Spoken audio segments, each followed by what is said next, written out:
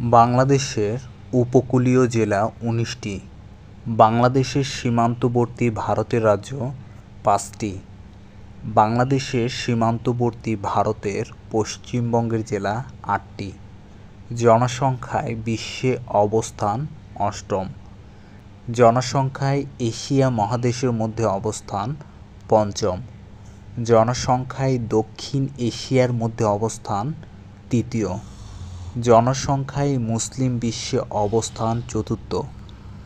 সীমান্তবর্তী দেশ দুইটি, ভারত এবং মিয়ানমার।